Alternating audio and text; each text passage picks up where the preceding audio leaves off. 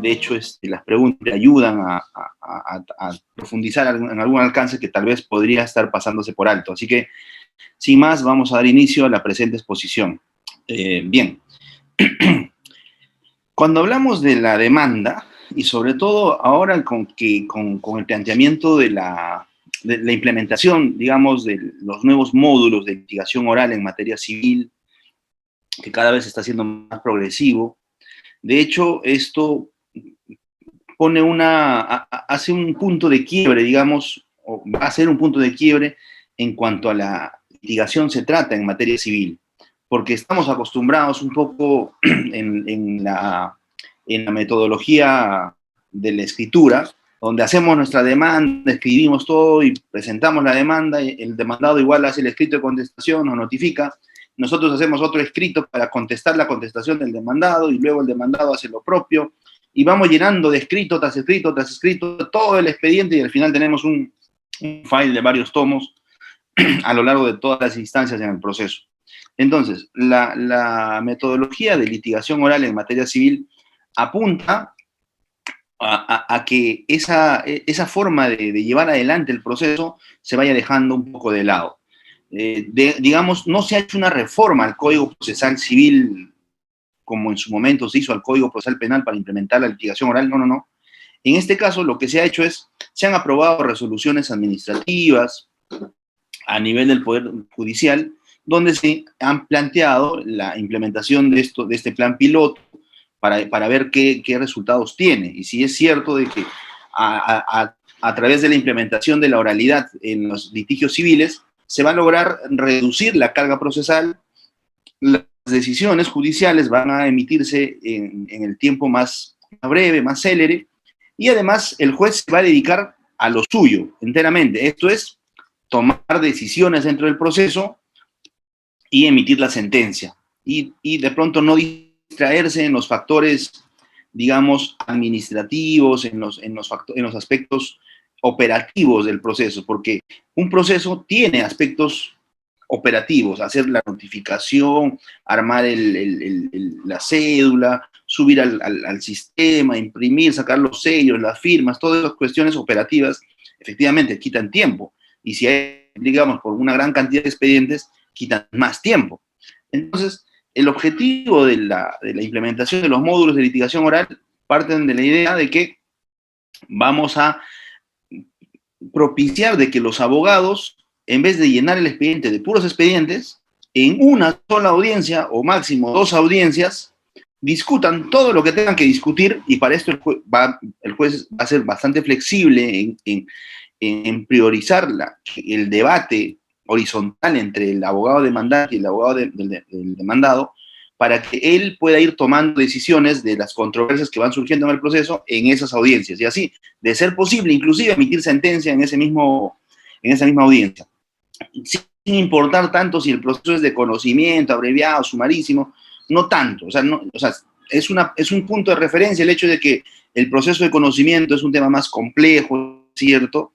El proceso abreviado menos complejo, el sumarísimo menos, pero ya no es el derrotero, sino ahora es en función al caso en concreto. Puede ser un caso de conocimiento, pero estamos dentro del modo de litigación oral y por la naturaleza el conflicto no está tan complejo porque se está evidenciando más o menos cuál es la controversia y es algo bien puntual. Entonces, en esta audiencia se puede debatir a profundidad y si se logra el objetivo, el juez puede estar perfectamente listo para emitir sentencia.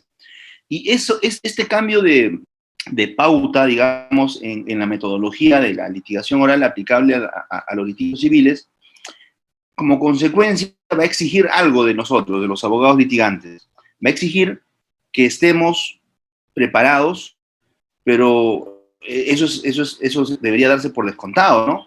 El tema es que con el expediente escrito, tú todavía tienes chance para estudiar un poco más durante el camino, durante el desarrollo del proceso, vas revisando más jurisprudencia, vas leyendo, vas informándote más, vas profundizando alguna institución. O sea, tienes el problema procesal y recién ahí investigas, estudias. Ahora no, porque el problema procesal, cualquier controversia, circunstancia, se va a tener que decidir en el momento, en la audiencia, y va a surgir también las incidencias van a surgir ahí. Ahí tienes que argumentar, ahí tienes que oralizar, y ahí el juez tiene que decidir. Entonces, ahí no le puedes decir, juez, un ratito, déjame revisar qué dice mi libro sobre la intervención de terceros, porque justo se acaba de apersonar a alguien y no sabemos si es un denunciado civil, un tercero, o es un tercero no sé, por fraude o por denuncia civil, o un tercero coadyuvante, o un tercero litisconsorcial, y ese tercero litisconsorcial acaba de ofrecer una prueba que inclina la balanza terriblemente y altera la posición jurídica del demandante. Entonces, en ese momento tenemos que tener la respuesta para afrontar la situación. Entonces, eso a manera de introducción. Y ahora sí, aterricemos a algo más concreto, que es el objetivo de esta sesión. A ver, si ven aquí en mi PPT, cuando hablamos de la demanda, todos sabemos esto, nos estamos refiriendo al derecho a la tutela jurisdiccional efectiva, ¿no es cierto? Excelente. Y con esa interposición de la demanda damos inicio al proceso. Y luego se emite, al finalizar el proceso, una sentencia. Y como consecuencia, lo que nosotros tenemos que identificar en este proceso es la importancia que representa el hecho de que en el proceso se establezca una relación jurídica procesal válida. ¿Por qué? Porque cuando en el proceso hay una relación jurídica procesal válida, como estoy resaltando en esta parte de la PPT, en la sentencia va a ser posible que el juez pueda emitir un pronunciamiento de mérito, o sobre el fondo, como le llaman, ¿no? Fundada o infundada la demanda. Le va a dar la razón al demandante o al demandado.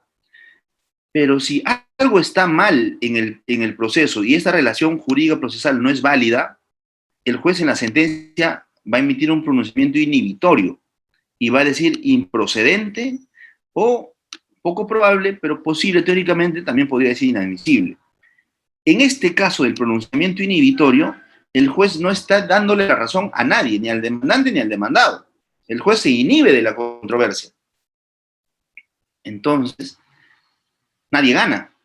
La pregunta sería, ¿a cuál de los dos pronunciamientos, al de mérito o al de inhibitorio, le brindaríamos seguridad jurídica con la cosa juzgada? Porque la cosa juzgada, ¿por qué se caracteriza?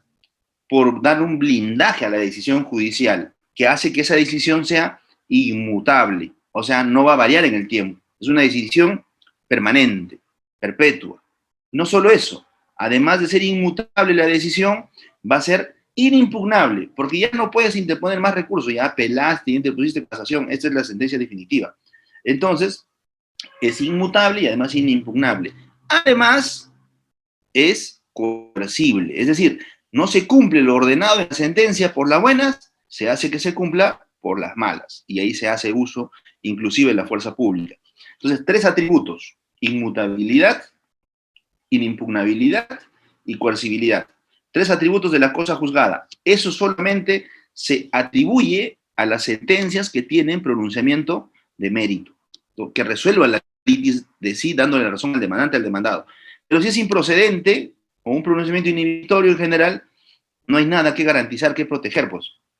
No habría cosa juzgada. Ahora, entonces, cuando hablamos de la tutela jurisdiccional efectiva, estamos diciendo, oye, es el derecho de todo ciudadano, ¿no es cierto? Es un derecho fundamental que te garantiza de que si tienes un conflicto de intereses en la sociedad y no lo puedes resolver de manera directa, antes de irte a las manos y a la venganza privada, tienes que acudir al órgano del Estado, al Estado, ¿no es cierto? Y el Estado se va a encargar de decir, trae tu problema, yo los voy a resolver, no se preocupen, los voy a sentar en un mecanismo que en igualdad de condiciones van a poder decir todo lo que quieran, van a argumentar, todo lo que estas reglas del proceso les permiten. Y al final yo decido por ustedes. Y esa decisión es la que se hace respetar.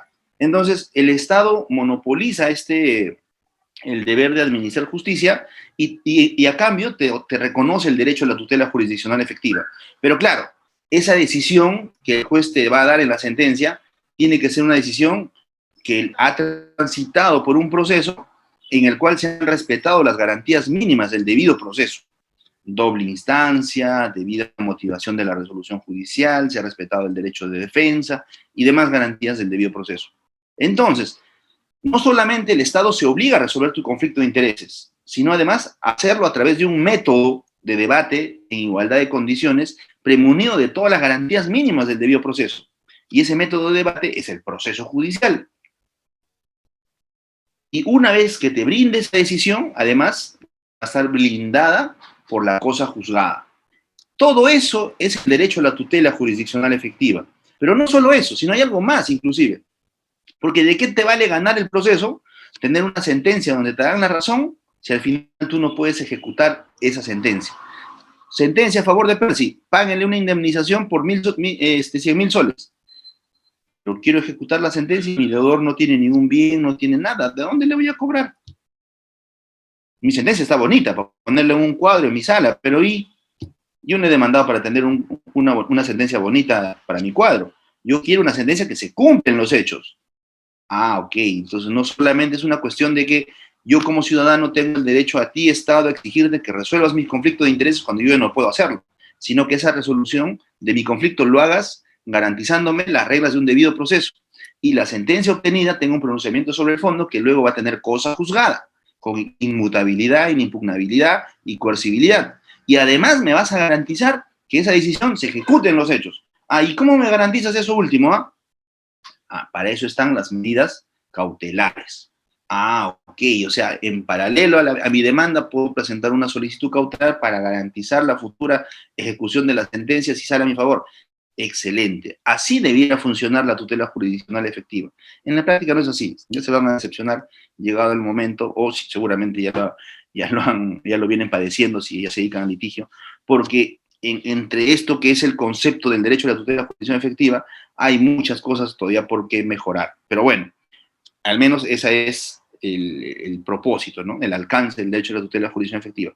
Ahora bien, hasta este punto, ¿cuál es el aspecto que para nosotros debe ser importante tener claro? Es la relación jurídica procesal válida. Eso es determinante, porque de ahí se desencadena todo lo que les he dicho. Si la relación jurídica procesal es válida, vamos a tener una sentencia con pronunciamiento sobre el fondo, infundado o fundado, y va a haber cosa juzgada y va a haber razón para pedir una medida cautelar para que se ejecute la futura decisión.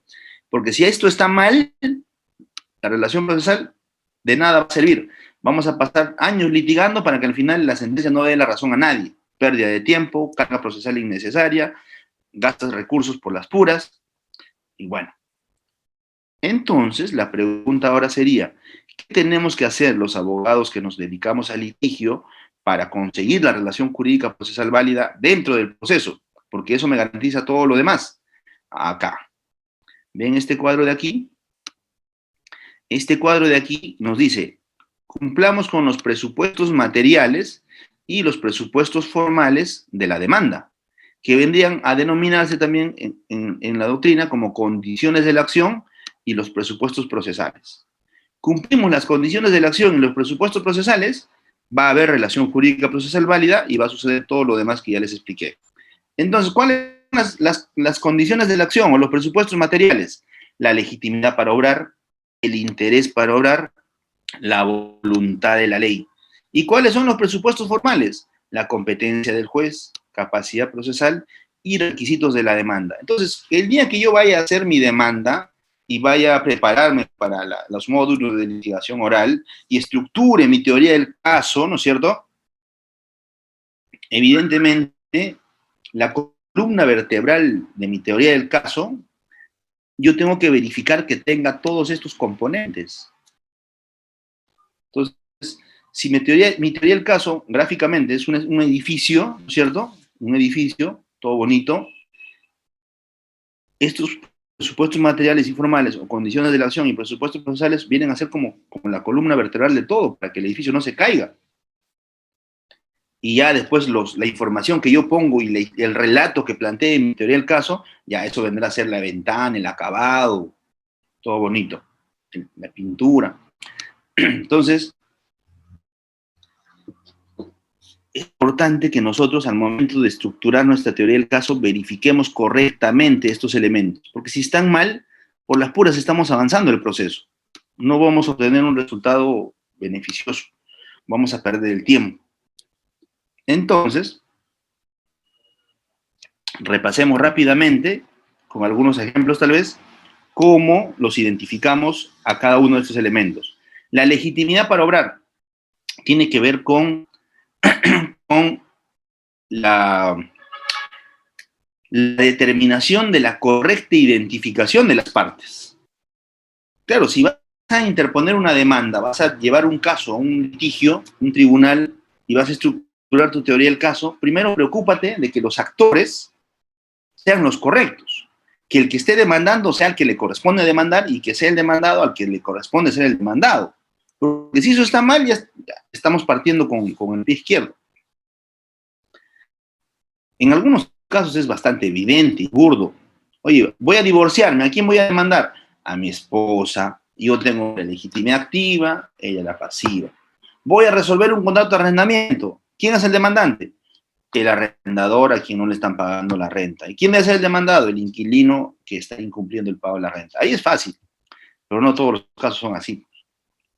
Nos vamos a encontrar con casos un poco más complejos a veces, en los cuales hay que reflexionar un poco acerca de la legitimación activa y la legitimación pasiva. Por ejemplo, ¿qué pasaría si de pronto, digamos que hay una relación de acreedor y deudor, ¿no es cierto? De acreedor y deudor. Entonces, el acreedor dice, me debe 100.000 soles este deudor y no creo que me pague. Si me paga, se va a tener que contratar abogados, ese proceso va a demorar, embargarlo, uff. No, ¿sabes qué? La persona que me dé 80.000 soles o 70.000 soles así cash, yo le transfiero mi acreencia. Y casualmente se encuentra con otro, digamos, un estudio de abogados que se dedica a la cobranza y le dice, ya, yo te compro tu acreencia. ¿De cuánto es? 100.000 soles. Yo te pago 70.000 soles. Cash. Tú transfiéreme tu acreencia y yo me dedico a hacer la cobranza judicial más intereses, penalidades, voy a sacar 120.000 soles y ahí está mi inversión y mi ganancia. Es un estudio de abogados que se dedica a la gestión de cobranzas, compra de cartera de deuda en los bancos a veces. Entonces, ¿qué va a hacer este acreedor? ¿Cómo transfiere esa creencia? A una cesión de créditos, cesión de derechos. ¿Y qué dice la norma? Esa cesión de derechos no necesita el consentimiento del cedido, o sea, el deudor, no interesa si está de acuerdo o no, pero se le tiene que notificar con un documento de fecha cierta la cesión de derechos. ¿Y qué pasaría, digo yo,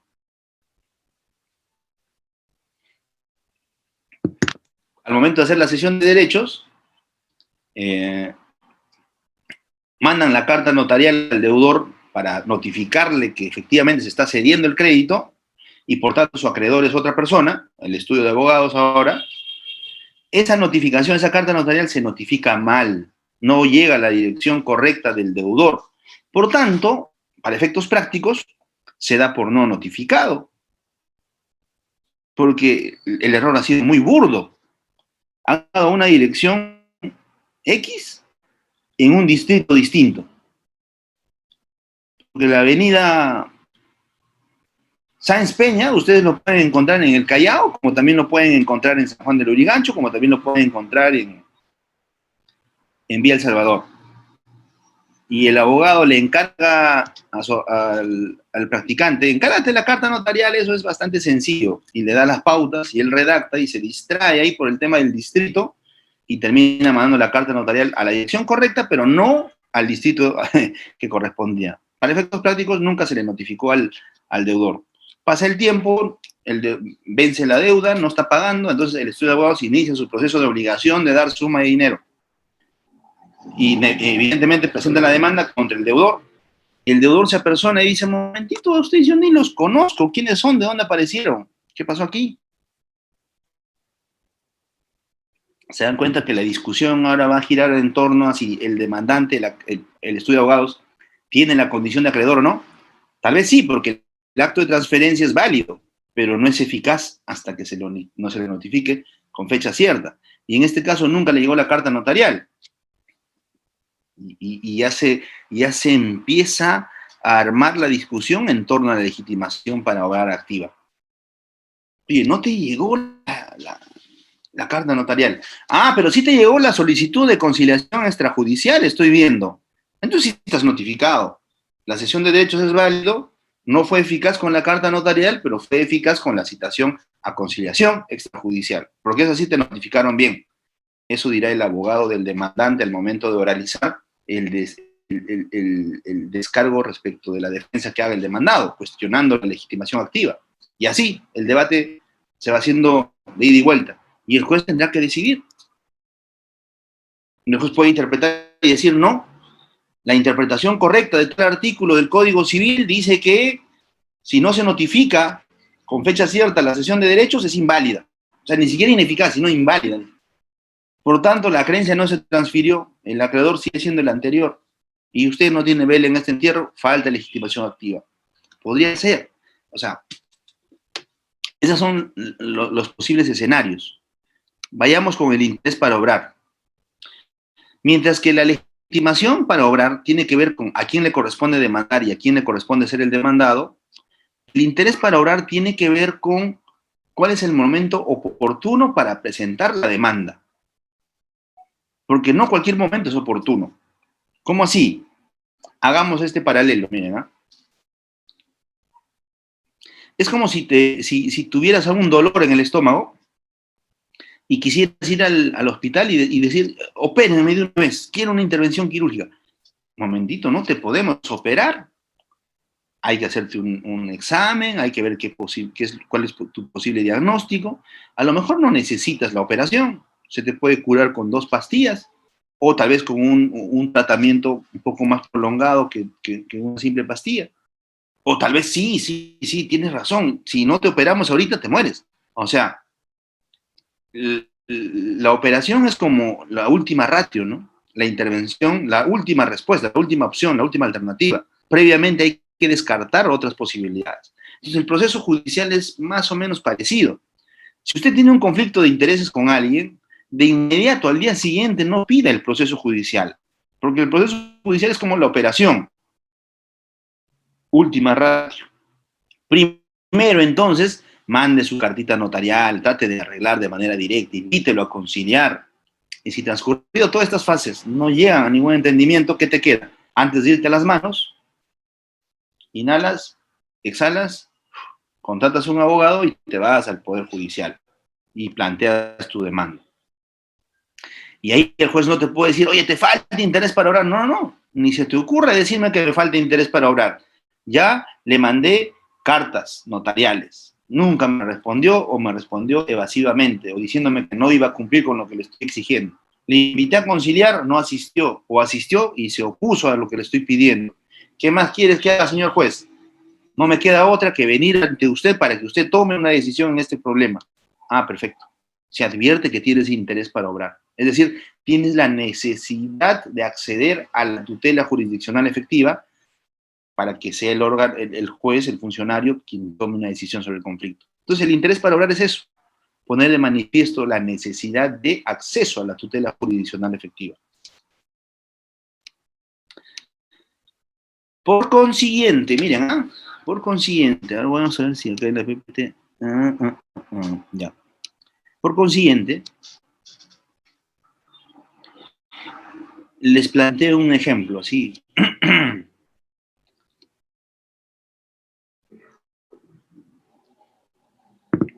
Ustedes presentan la demanda, consideran que cumple con todas las condiciones de la acción y los presupuestos procesales están seguros ahí en la audiencia sentados, y el demandado plantea la excepción y dice, señor juez, excepción ¿de qué puede ser? ¿De caducidad? Esa detención que está interponiendo el demandante tiene un plazo de caducidad, son 6 meses. Hagamos un ejemplo real. El artículo 93 del Código Procesal Civil regula la figura de la impugnación de acuerdos de la Asamblea General de Asociados. Es decir, ustedes conocen una asociación, una persona jurídica sin fines de lucro. Entonces, sus integrantes son los asociados. y el órgano máximo de esa persona jurídica es la Asamblea General de Asociados. Allí se adoptan los acuerdos más importantes de la persona jurídica en cuestión. Si en ese acuerdo se adopta, valga la redundancia, un acuerdo, en ese seno, en esa Asamblea General de Asociados se adopta un acuerdo y ese acuerdo adolece de una causal de nulidad, cualquiera de los asociados puede interponer una demanda de impugnación de acuerdos por esa causal de nulidad, pero no como nulidad de acto jurídico, sino como demanda de impugnación de acuerdos, así se llama. Y esa demanda, porque hay una causal de nulidad dentro del acuerdo, es una demanda especial, ¿no? Que se va al proceso, al juez civil en el proceso abreviado. El plazo de caducidad son de 30 días y 60 días, dependiendo si el acuerdo es inscribible o no en registros públicos. Si es inscribible en registros públicos, 30 días desde que se inscribe. Por ejemplo, un acuerdo para una designación de nueva junta directiva. Ese acuerdo han falsificado las firmas de varios asociados para llegar al quórum y así han nombrado a ese presidente actual. No, hay que impugnar. Impugnación de acuerdo. ¿Y cuál es el plazo? 30 días desde que se inscribió. ¿Ya se inscribió en registros públicos en la junta directiva? Sí, ya, tenemos 30 días y es un plazo de caducidad. O si de pronto han hecho un acuerdo que no necesita inscripción registral, han puesto una cuota extraordinaria para que todos los asociados paguen 100 mensuales como contribución, eso no se inscribe en registros públicos. Son 60 días el plazo de caducidad. Ya, asumamos que el tema sea por una irregular designación de una junta directiva. Entonces el plazo es de 30 días, caducidad. ¿Eh? Entonces yo soy el otro asociado y digo, ¿cómo van a hacer esto? Es imposible. Entonces yo presento mi demanda, tengo legitimación activa porque soy asociado, demando a la asociación impugnando ese acuerdo. Y en ese proceso, el abogado del demandado de la empresa dice, señor juez, ya transcurrió el plazo de caducidad, que son 30 días. El acuerdo se inscribió en tal fecha. Pasaron 31 días, el día que interpuso la demanda.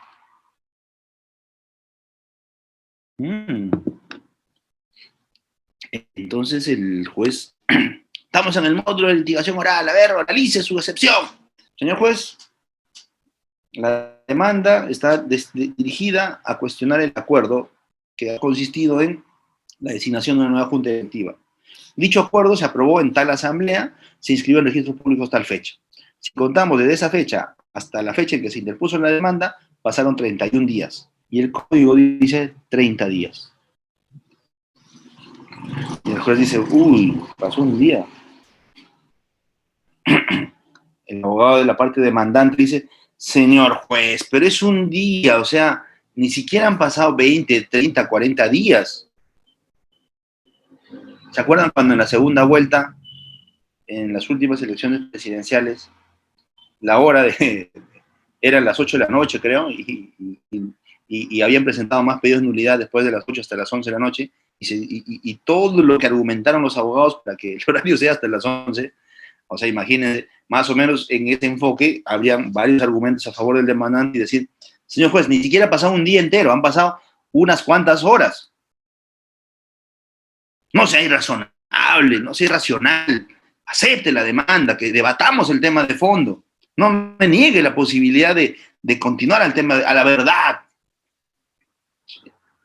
Ya me imagino a la doctora Lourdes Flores Nano persuadiendo porque el plazo sea con un enfoque racional para que no limiten el acceso a la tutela jurisdiccional efectiva porque se han pasado unas cuantas horitas. El demandado del frente va a decir, lo siento, la ley dice 30 días. A ti se te pasó unas cuantas horas de las 30 días. Lo siento. El plazo de caducidad es así. Ya caducó tu derecho. Entonces, ahí, por ejemplo, más allá de discutir el tema del plazo, las horas, el día, el segundo, el tema de la discusión del trasfondo, ¿cuál es? Es el interés para obrar. ¿Cómo así, Percy? O sea, lo que pasa es que, ¿cuál es el concepto, la definición del plazo de caducidad? Vencido el plazo, automáticamente de pleno derecho, se extingue la posibilidad que tienes de reclamar ese derecho. Es decir, ya no es tu derecho a reclamar. O sea, ya pierdes. Entonces, antes tenías el derecho. Transcurrió el plazo de caducidad, perdiste el derecho. Entonces, si ya no tienes el derecho, ya no eres titular de ningún derecho, ya no tienes interés afectado. Y si ya no tienes interés afectado, quiere decir que nada te está afectando. Y si nada te está afectando, ¿tienes de acceso a la tutela de jurisdicción efectiva? No. Es decir, cuando transcurre el plazo de caducidad, en el fondo lo que estás perdiendo es el interés para obrar. ¿Y qué pasaría si el abogado del demandado no se dio cuenta del plazo y no planteó la excepción de caducidad? ¿El juez de oficio lo puede declarar? Claro que sí. ¿Por qué? Porque el juez tiene que estar velando porque se cumpla la legitimidad para obrar, el interés para obrar, la voluntad de la ley, competencia. Entonces, si el juez de oficio dice, oye, ya pasaron 31 días, no, pues acá ya no hay interés para obrar. Entonces, y yo como juez sé que cuando no hay interés para obrar es improcedente la demanda, lo siento. Entonces, se van dando cuenta que a veces los debates que puedan surgir en el proceso pueden tener un trasfondo asociado o vinculado a las condiciones de la acción o a los presupuestos procesales. Es más, cuando el demandado plantea la excepción de caducidad, en el fondo lo que está diciendo, más allá de argumentar el plazo de caducidad, lo que está diciendo es, por consiguiente, el demandante ya no tiene interés para obrar. Señor juez, y si no tiene interés para obrar, usted sabe qué tiene que hacer. Declarar improcedente la demanda, inclusive de oficio. ¿Ya ves? El argumento llega con más peso. De eso se trata. La voluntad de la ley tiene que ver con que lo que se plantee como parte de la pretensión en la demanda tenga viabilidad jurídica, ¿no? Posibilidad jurídica. Claro, si vas a pedir una demanda de divorcio, tiene que ser por las causales que la ley prevé, por adulterio, por separación de hecho, por abandono injustificado del hogar conyugal, pero no podemos pretender una demanda de divorcio por la causal, ya me cansé de mi esposa. Evidentemente, es una pretensión que no tiene posibilidad o viabilidad jurídica. La falta de cualquiera de estos tres elementos acarrea que la demanda sea declarada improcedente. Ahora bien, el tema de la competencia, también hay que tener cuidado con eso. ¿Ante qué juez voy a presentar mi demanda? ¿Un juez civil? ¿Juez de familia? ¿Juez comercial? ¿Paz letrado? ¿Juez especializado? ¿Juez del domicilio del demandado? ¿Juez del domicilio del demandante? ¿Juez del lugar donde se encuentre el bien en materia de litis? ¿El juez donde fue el último domicilio conyugal de los cónyuges, valga la redundancia, que están entrando a litigar al proceso? ¿O el juez del domicilio donde falleció el causante? O sea, hay varios criterios, ¿no? Entonces hay que identificarlos todos, mapearlos todos, repasar cuál es mi teoría del caso y hacer el cruce de información y confirmar de que efectivamente la competencia esté bien establecida. Y si nos equivocamos, no hay problema porque no se declara improcedente y no pierdes la tasa judicial. El juez que se considera no competente lo va a rechazar y lo va a derivar al juez que él considera que es competente. Capacidad procesal tiene que ver con tener la capacidad de ejercicio, ¿no? Y si no, acudir al proceso con la debida representación, el representante legal con la vigencia de poder, ese tipo de cosas, ¿no? Por último, los requisitos de la demanda, el 424 y el 425, eso sí ustedes perfectamente lo recuerdan. La designación del juez, nombre, apellido, dirección, el petitorio, los fundamentos de derecho y todo lo demás. Ahora, algunas notas a considerar. Solo el pronunciamiento de mérito, o sea, fundado y infundado, genera cosa juzgada. Lo que dijimos hace un momento, premunido de la inmutabilidad, inimpugnabilidad y coercibilidad. La tutela jurisdiccional, a ser efectiva, además de dotar al proceso de las garantías mínimas de un debido proceso, debe procurar que la decisión de mérito sea ejecutable en los hechos. Ahí entra el tema de las medidas cautelares. No siempre que se ejercite el derecho de acción, la tutela jurisdiccional efectiva necesariamente llega a materializarse. Claro, la tutela jurisdiccional efectiva está representada por el inicio del proceso y porque se respeten las garantías mínimas y porque te emitan una sentencia que luego se puede ejecutar hechos. Es decir, te tuvieron que dar tu medida cautelar también si lo solicitaste. Pero no solo eso. ¿Qué pasaría si de pronto interpones tu demanda, inicias el proceso, pero al final emite una sentencia inhibitoria, improcedente? La pregunta es, ¿la tutela jurisdiccional efectiva se habrá llegado a materializar en ese proceso, en ese caso? No. Has hecho lo que sea, menos la tutela no llega a concretizarse, a materializarse. ¿Está? Sin que necesitemos ligar en nada, ya somos titulares del derecho a la tutela jurisdiccional efectiva, pero eso es en su sentido abstracto. Cuando presentamos la demanda, lo que estamos buscando es que la tutela, que ya lo teníamos desde antes en su sentido abstracto, se empiece a materializar, y el día que terminemos de ejecutar la sentencia que nos da la razón, diremos, tutela jurisdiccional efectiva materializada.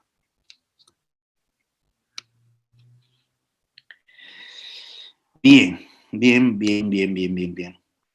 Hasta aquí la exposición referida un poco a la cuestión de estructura de la demanda, que de hecho es bueno repasar un poco, vincular con los demás conceptos para tener todo el mapa completo, ¿no? Y aquí voy a hacer algunas atingencias, a ver.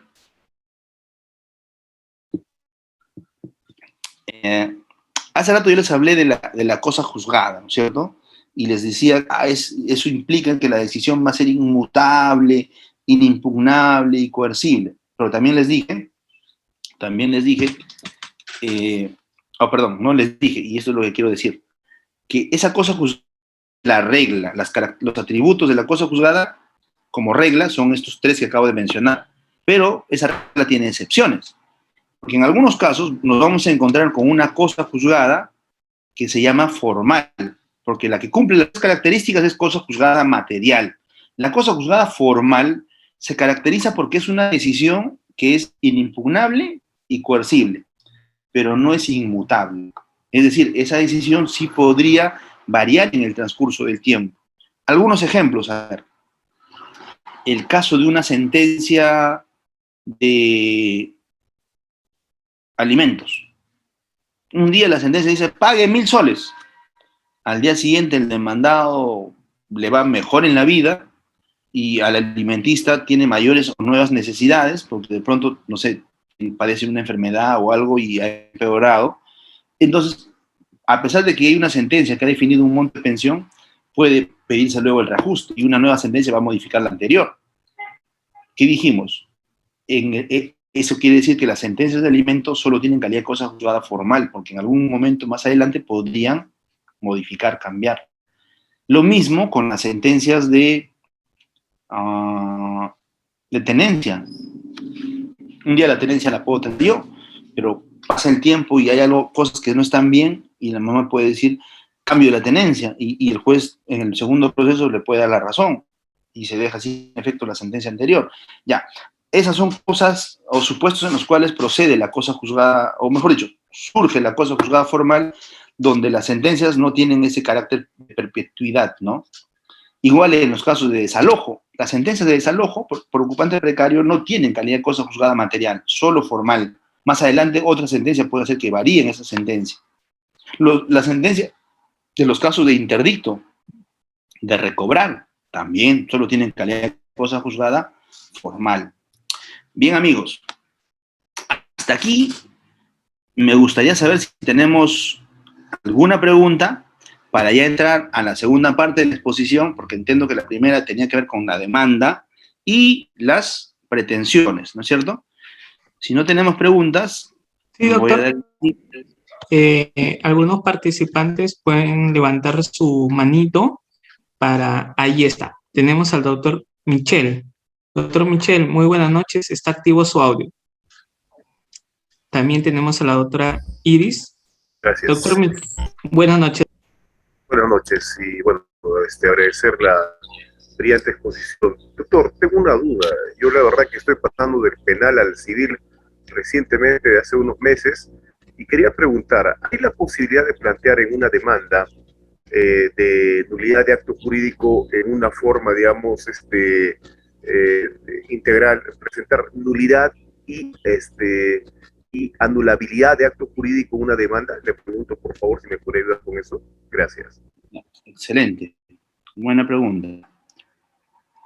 A ver, justo es sobre el tema que vamos a empezar a explicar a partir de este momento, porque ya estamos entrando, ahorita hemos visto más o menos la parte de la estructura de la demanda en sí, para que no nos digan improcedente y nos cierren la puerta, pues, ¿no? Ya, con esto entramos al proceso y ingresamos. Ahora, estando dentro, hay que estar seguros nosotros de que las pretensiones que hemos solicitado estén correctamente planteadas, porque eso también, si no, nos puede ocasionar algunos problemas. Y a veces la vida real, la casuística, supera muchas veces la previsión de la norma. Y el abogado tiene que tomar decisiones, pues, ¿no? Porque el cliente acude a uno precisamente para enrumbarlo en el camino legal a seguir, para obtener lo que busca. Entonces, vayamos a un caso. A ver, miren.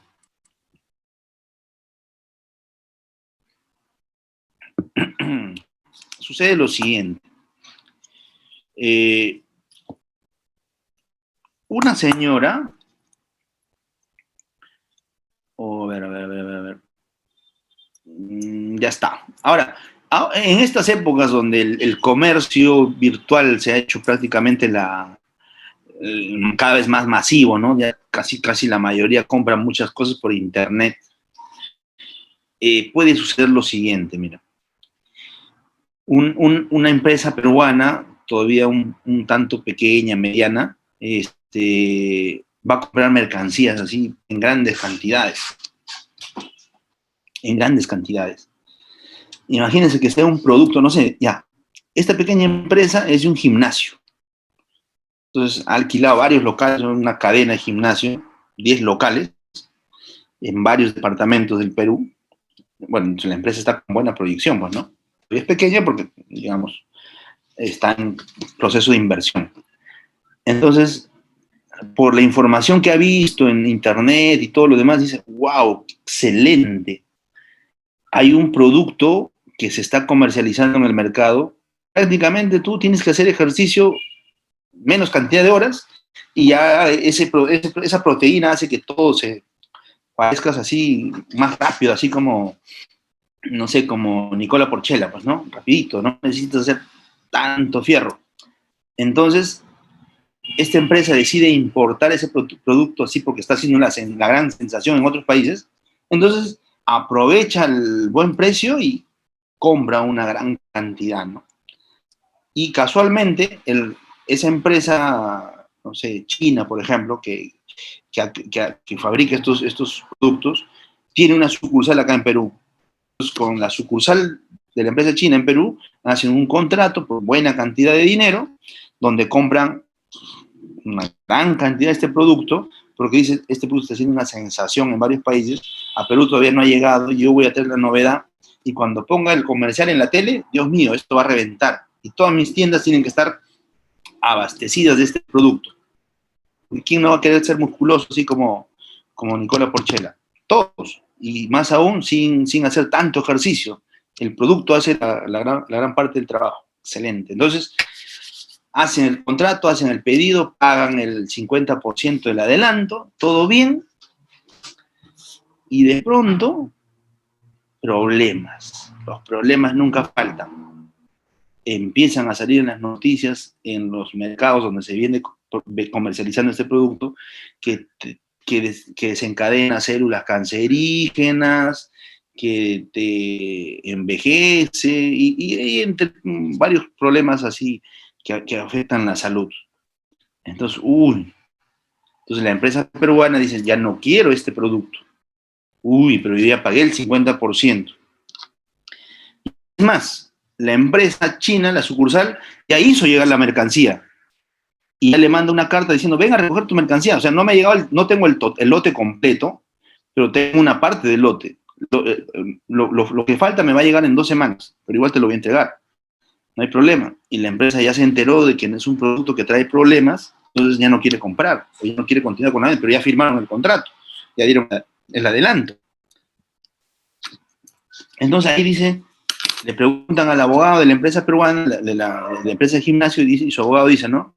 A ver, podríamos interponer una demanda de nulidad de acto jurídico. ¿Por qué? Porque prácticamente la sucursal de la empresa china te ha vendido un producto dañino para la salud.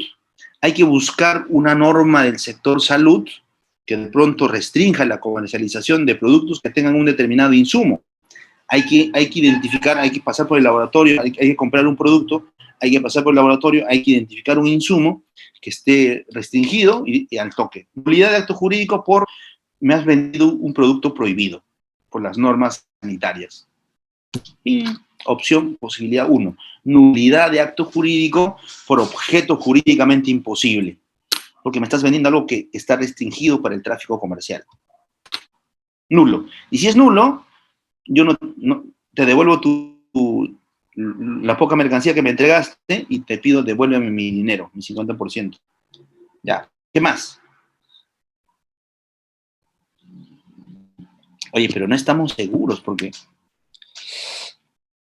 ¿qué pasa si de pronto en el Poder Judicial la empresa, la sucursal china pide un peritaje y se hace otro peritaje, se pide otra opinión técnica y dice este producto sí es cancerígeno, pero siempre y cuando pasa si los abogados no nos ponemos de acuerdo, ¿ustedes creen que los peritos también pueden no tener discrepancias? A veces los tienen. Y hay otros peritos que dicen, no es cancerígeno, o lo va a hacer siempre y cuando pasa de tanta cantidad de consumo diario, cosas así, ¿no? Ya empiezan el debate técnico.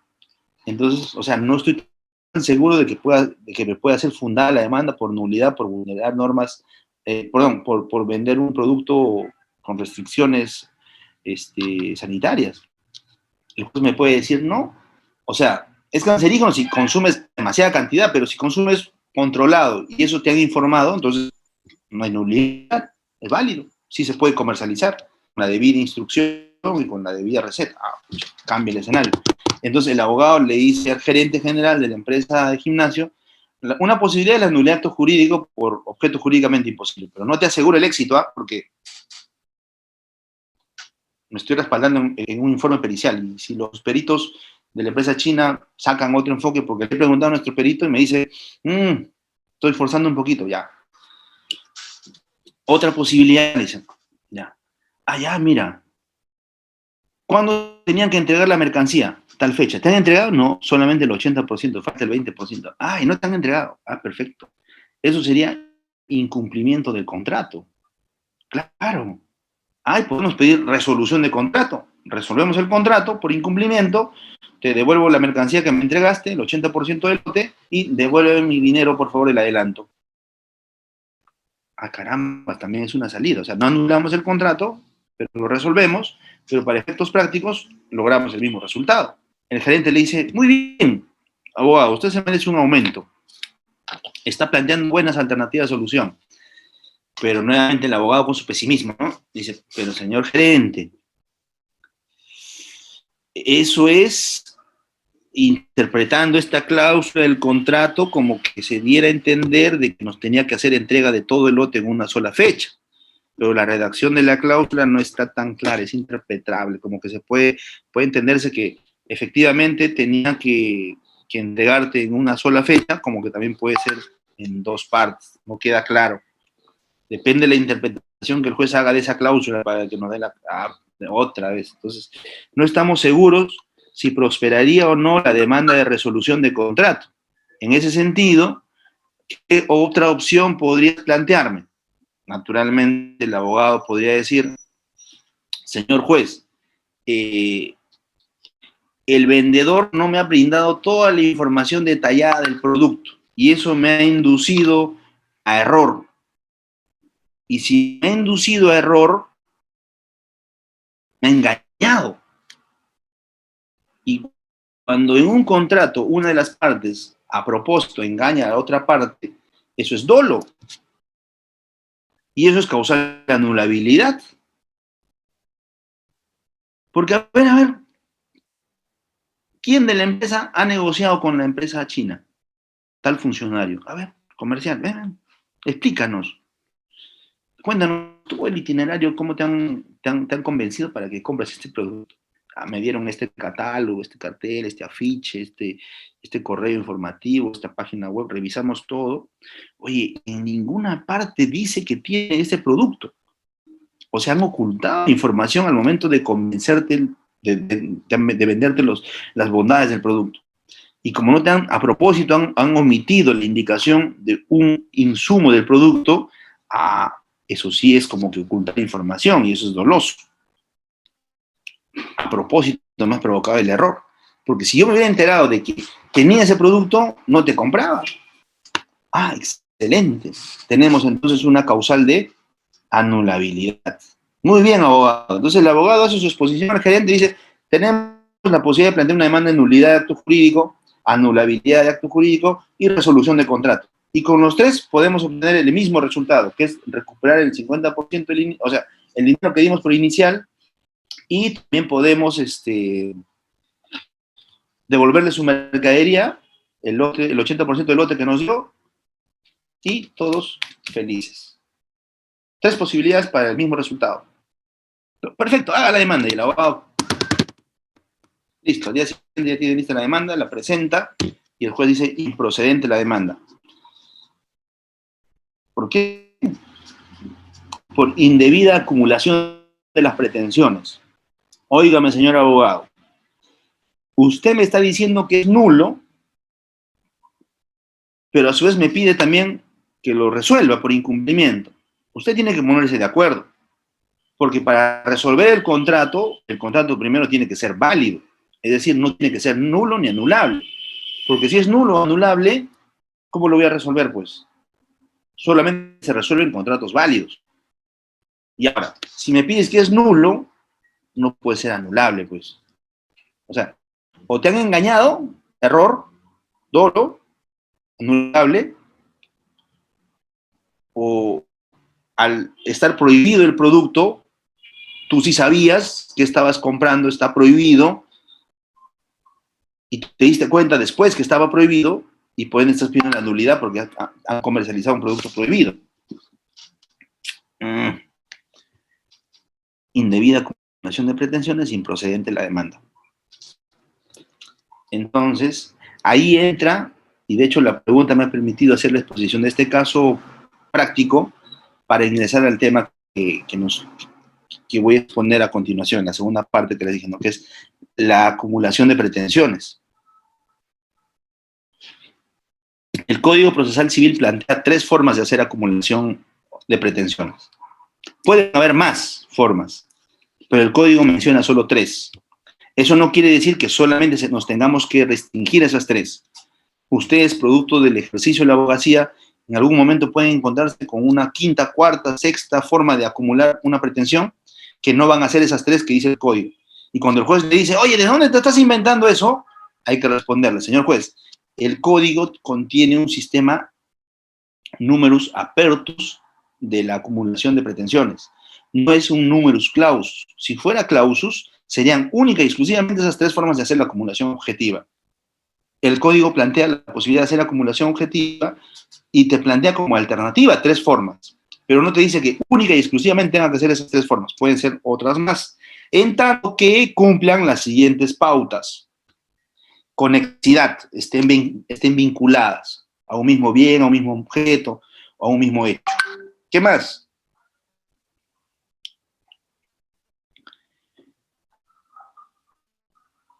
Tienen que tramitarse en la misma vía procedimental. Todas las pretensiones que vas a juntar en una sola demanda tienen que...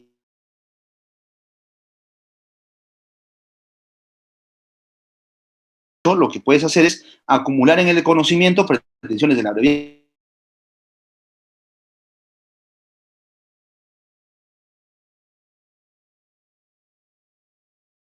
Sean competencia del mismo juez. Todas las pretensiones que acumulas tienen que ser del juez civil, o del juez laboral, o del juez familiar. No puede ser mezclado, pues, ¿no? Si no desencadenamos un desorden. Salvo que haya una cuestión así excepcional que permita hacer eso. Pero como regla, no. Entonces, conclusión en esta primera parte. El código plantea 3 formas de acumular: subordinada, alternativa y accesoria. Les decía, no es numerus clausus, es numerus apertus. Pueden haber más formas, otras de hacer acumulación de pretensiones. Eso depende del ingenio de cada abogado. Sí, en tanto cumplas las otras pautas. Misma vía procedimental, misma competencia y conexidad. Bien. Entonces, Doctor, Cuando hablaba de la acumulación doctor, subordinada, doctor, precisamente, disculpe, sí, tenemos algunos participantes también. No sé si cabe la posibilidad o al finalizar. que están haciendo preguntas, Sí, están levantando su manito. Han ya, estado en espera. adelante, adelante, respetemos las reglas. Gracias, doctor. Doctora Iris, muy buenas noches. ¿Está activo su audio? Sí, buenas noches con todos.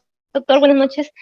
Mi pregunta era en base a la clasificación de las pretensiones, si nos podría explicar un poco, toda vez que, por ejemplo, a veces sucede de que en el caso de una demanda por causal de separación de hecho, se presenta la situación de que también existe otra causal, ¿no? La causal de repente de conducta deshonrosa. Entonces, esta causal de conducta deshonrosa se ha dado durante la relación conyugal y después de la separación también, durante la separación y después. Entonces, para transcribirlo en una demanda, ¿no? Y argumentar, obviamente tenemos que también precisar las pretensiones. Entendemos que hay pretensión principal, accesoria y otras pretensiones, ¿no? O sea, cuál sería la clasificación allí si es que se trata de una demanda por causal de separación de hecho y también por conducta deshonrosa que se ha dado durante la relación conyugal y después de la relación, durante la separación y después, ¿no? ¿Qué tipo de pretensión sería? De acuerdo, de acuerdo. Estamos entrando justo precisamente por eso. Agradecía la pregunta anterior y de hecho agradezco la tuya. Y el caso que acabo de contar, si se dan cuenta, es un caso un poco complejo, espero me hayan podido entender, y que plantea varias posibilidades de pretensiones. Si las meten juntas en la demanda, te van a decir improcedente y el juez se va a molestar. Por eso hay técnicas para hacer la acumulación de manera correcta sin incurrir en improcedencia. Y eso es lo que voy a explicar a continuación. Un poquito de calma, por favor. A ver, ¿hay otra pregunta también? Sí, doctor. ¿Está en el sentido? Doctor José Manuel, ¿está activo su audio? Buenas noches, doctor. Con respecto al tema del plazo de prescripción, perdón, el plazo que se tiene para ver el tema de la voluntad para de que usted comentaba de 30 a 60 días, ¿no? Digamos, por ejemplo, en el caso de una persona que desconoce esta regla de repente, o de repente quizás se da cuenta que ha sucedido algo después de ese tiempo, ¿habría, digamos, alguna manera para poder interponer la demanda de forma... Disculpe, perdona que lo interrumpa. ¿Podría acercarse un poco más a su micrófono o en todo caso subir el volumen porque lo estoy escuchando así un poco lejos? ¿Me escucha ahora sí? A ver, a ver. ¿Me escucha ahora sí? Ya, ok. Le comentaba, con el tema de los plazos, por el tema de la voluntad para obrar. Usted decía que tiene 30 o 60 días, dependiendo de la inscripción, el registro, Claro. todo el tema, ¿no? Pero digamos, en el caso de que, digamos, la persona afectada no se hubiese no hubiese tomado conocimiento de algún problema que tuviese y ya pasó este plazo, ¿habría alguna manera de poder presentar la demanda? Digamos, por ejemplo, en el caso de una transferencia de posesión, por ejemplo, ¿no? Digamos, una persona X, familiar X, hace la transferencia de posesión de otro familiar X, dejando de lado a los demás familiares, por ejemplo. Y los demás familiares recién se dan cuenta que, digamos, el familiar A transfirió al familiar B y después, no sé, pues de 2, 3, 4 meses recién se dan cuenta que hizo eso porque el propietario actual pues nunca dijo nada, ¿no? Entonces, en ese caso, ¿todavía es válido este tipo de plazos o que hay alguna manera para poder, digamos, solicitar nuevamente o realizar en todo caso alguna demanda? Ya entendí el punto de tu pregunta, gracias. A ver, lo que pasa es que hay que diferenciar dos tipos de plazo, el de caducidad y el de prescripción. El plazo de caducidad es imperdonable. O sea, transcurre el plazo indicado en la ley, lo siento, a llorar al río. En cambio, el plazo de prescripción extintiva, ese plazo de prescripción extintiva no extermina tu interés para obrar. Sigues teniendo interés para obrar. El plazo de prescripción extintiva lo que hace es le da un derecho procesal al demandado, al obligado. Es decir, Imagínense, el ejemplo que puse hace un momento de la impugnación, del acuerdo de junta, el plazo de 30, 60 días, si era inscribir o no, ese es un plazo de caducidad. Vence ese plazo, automáticamente tu interés para obrar se muere. Te quedas sin interés para obrar. Y como la demanda sin interés para obrar es improcedente, no hay más que hacer. En cambio, hay determinadas pretensiones que no tienen un plazo de caducidad, sino tienen un plazo de prescripción extintiva. Por ejemplo, el pago de una deuda, obligación de dar suma de dinero, prescribe a los 10 años. Yo te demando al año 11. Sigo siendo acreedor tuyo, no es que la deuda haya desaparecido, me sigues debiendo. Ahora, pero ya prescribió, Percy. Sí, pero yo interpongo mi demanda. Sigo teniendo interés para obrar, porque no me has pagado. El juez admite la demanda, te notifica, pero como ya transcurrió el plazo de prescripción, estamos en el año 11, tú como demandado tienes derecho, has ganado un derecho. ¿Cuál derecho? Un derecho procesal. ¿A qué? A plantear la excepción de prescripción extintiva. Si tú planteas el plazo de prescripción extintiva y demuestras al juez que efectivamente ya pasaron 11 años, el juez va a decir fundada la excepción, improcedente la demanda. ¿Por qué? Porque en ese momento también voy a perder mi interés para obrar, pero voy a perder mi interés para obrar gracias a que tú planteas la excepción. Es decir, cuando el demandado plantea la excepción de prescripción extintiva, ahí recién se mata a mi interés para obrar. Y entonces, fundada la excepción, improcedente la demanda. Pero si tú, demandado, no planteas la excepción de prescripción extintiva, te olvidas, te va el plazo, el juez de oficio no lo va a declarar porque está viendo tu demanda y sí tienes interés para obrar, porque no te han pagado. Y si el demandado no plantea la prescripción extintiva y el demandado contesta de frente a la demanda, el juez va a decir, uy, qué tonto, debió plantear la excepción, pero yo no lo puedo ayudar, de oficio yo no puedo declarar nada. El juez va a avanzar con el proceso y como se va a probar que le debes, fundada la demanda, págale. Qué pena, te van a ejecutar la sentencia, te van a embargar los bienes y te van a obligar a pagar.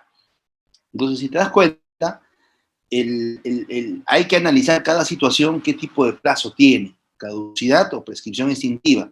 Si es caducidad, qué pena, pierdes el interés para obrar y tu demanda va a ser improcedente de plano. Así no planteas la excepción, el juez de oficio lo declara improcedente en cualquier momento del proceso.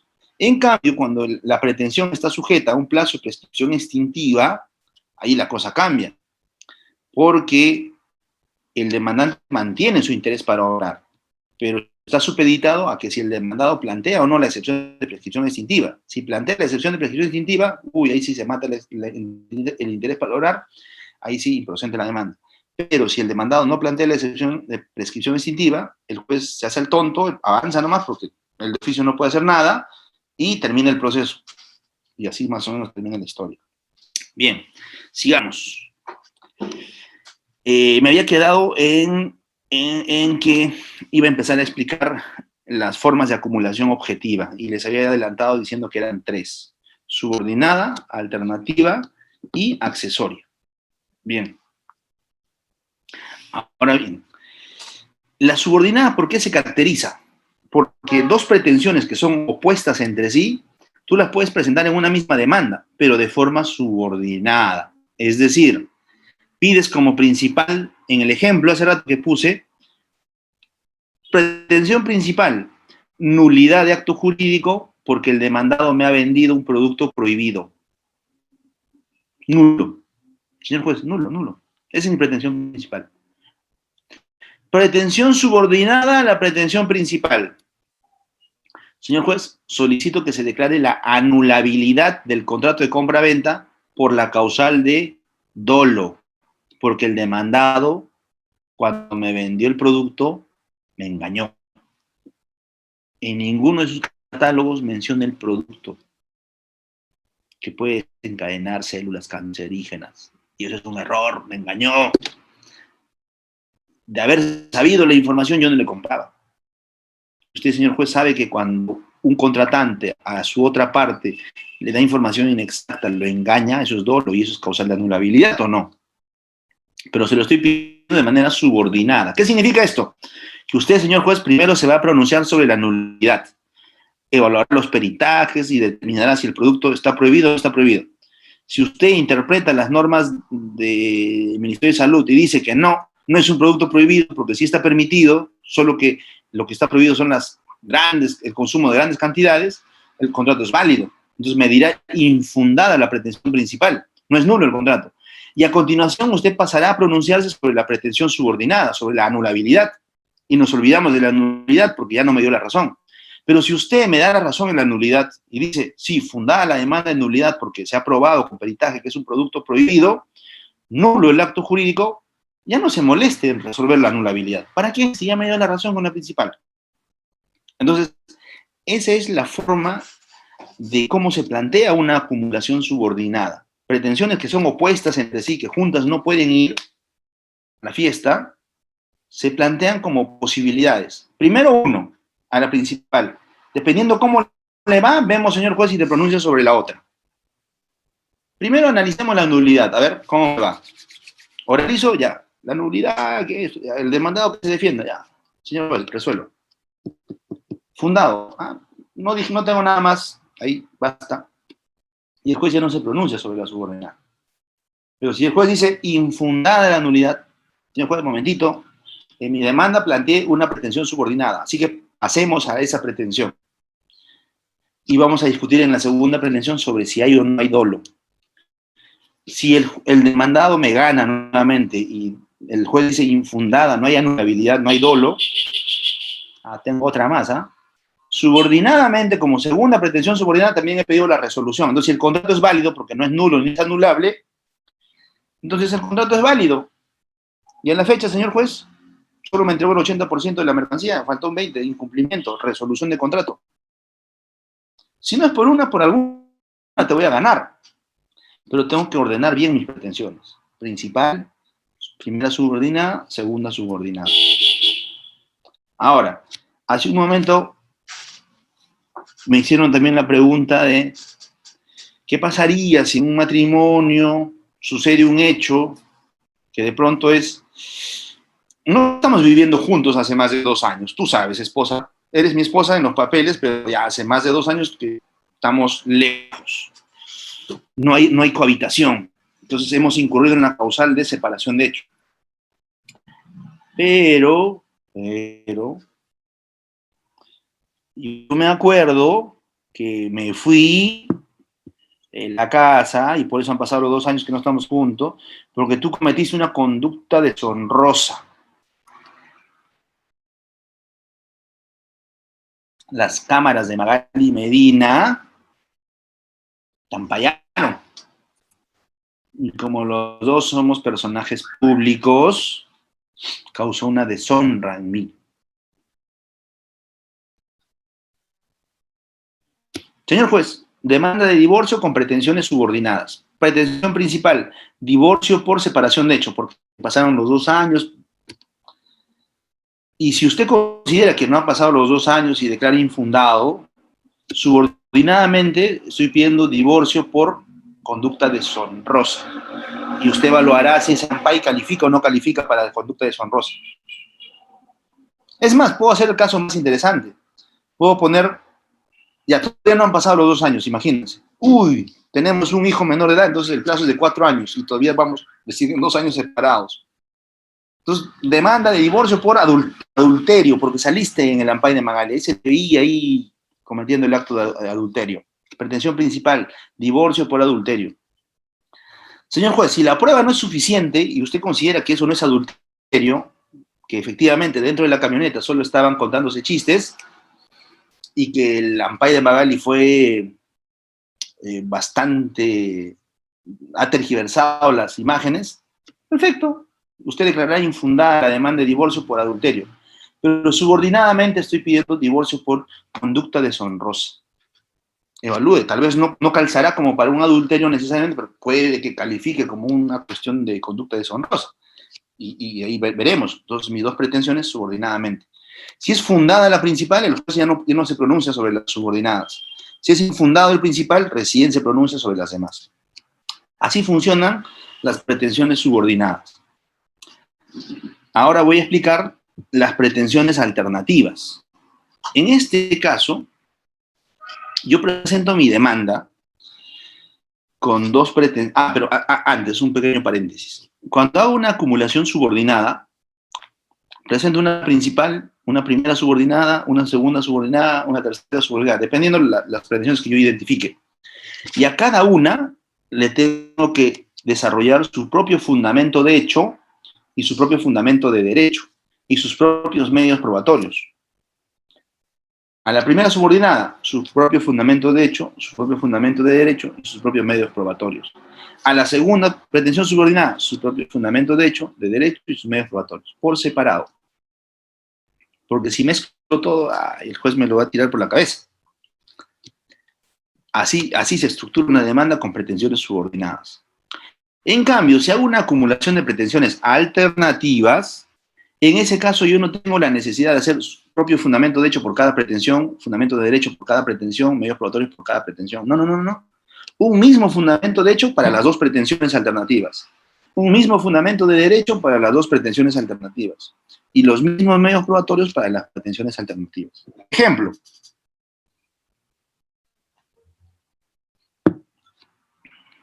Señor juez, yo he comprado una camioneta de tal tienda, ya pagué el precio y hasta ahora no me entregan. Interpongo una demanda con dos pretensiones alternativas. Primera pretensión, que se resuelve el contrato, me devuelvan el dinero. O, alternativamente, que cumplan con entregarme la bendita camioneta. Pero ya. Yo puedo presentar esa misma pretensión en mi denuncia ante Indecopi. Señores del Indecopi, presento mi denuncia por infracción al Código de Protección del Consumidor y tengo dos pretensiones. Que se deje sin efecto el contrato y que me devuelvan mi dinero. O, alternativamente, que me entreguen mi bendita camioneta, porque el plazo ya se venció. Y un mismo fundamento de hecho y un mismo fundamento de derecho. ¿Y qué tengo que acreditar? En tal fecha celebré un contrato, cancelé el precio, el plazo vence en tal fecha y hasta ahora no me entregan la camioneta. ¿Ese mismo fundamento de hecho sirve para que se resuelva el contrato? Sí. ¿Ese mismo fundamento de hecho y de derecho sirve para que el juez o Indecopi ordene que forzosamente me cumplan con el contrato? Sí. ¿Se dan cuenta? Yo pido resolución o cumplimiento forzoso en una sola demanda. Son dos pretensiones, pero es o, los dos son principales. Y cuando se declare fundado, es fundada la demanda, entonces, empresa Toyota, por ejemplo, cumpla con entregar la camioneta o, de lo contrario, se declara resuelto el contrato y tendrás que devolver el dinero. Alguien podría decir, pero Percy, es demasiada sanción para el demandado, es doble. O sea, no le puedes resolver el contrato y decirle, devuélvele el dinero y a su vez entrega la camioneta. No. En el medio hay un O. ¿Qué significa un O? Uno u otro. ¿Quién elige cuál cumplir? El demandado. Y si no elige el demandado, ¿quién elige? El demandante. Entonces, cuando se presenta una demanda con pretensiones alternativas, las dos son importantes. Y el juez, si declara fundada, las declara fundadas las dos. Infundada, infundada las dos. Es en ejecución de sentencia donde el demandado va a tener que elegir cuál cumplir. Y si no elige el demandado, es el demandante quien elige.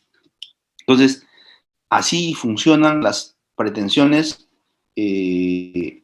propuestas de forma alternativa en una demanda. Vayamos a la siguiente clasificación. Acumulación de pretensiones accesorias. Ese es el más sencillo de todos. El accesorio sigue la suerte del principal. ¿Qué estás pidiendo como pretensión principal? Que me pague lo que me debe. ¿Y cuánto te debe? 50.000 soles. Y accesoriamente, ¿qué estás pidiendo? El pago de los intereses legales. ¿A cuánto asciende eso? De acuerdo a la tasa de interés moratorio fijado por el BCR, que es tanto, multiplicado por los días transcurridos desde el vencimiento de la deuda. Eso es accesorio. ¿Qué quiere decir? Que si se declara fundada la demanda por la pretensión principal, que es la obligación de dar suma de dinero, quiere decir que se ha demostrado que te debe, lo accesorio es automático, no tienes que probar nada adicional. Sigue la suerte del principal, es como un satélite. No tienes que hacer su propio fundamento de hecho, de derecho, nada. Simplemente en el petitorio lo tienes que mencionar como accesorio. Y si te dan la razón en el primero, el accesorio va a seguir su suerte. Imagínense que de pronto ustedes interponen una demanda de nulidad de acto jurídico. ¿Qué acto jurídico? De la compra-venta, por el cual han suplantado mi identidad y han vendido mi casa. Qué gracia, ¿no? Y accesoriamente solicito, señor juez, que también se declare nulo el asiento registral generado en la partida del inmueble donde aparece como nuevo propietario el demandado. Excelente.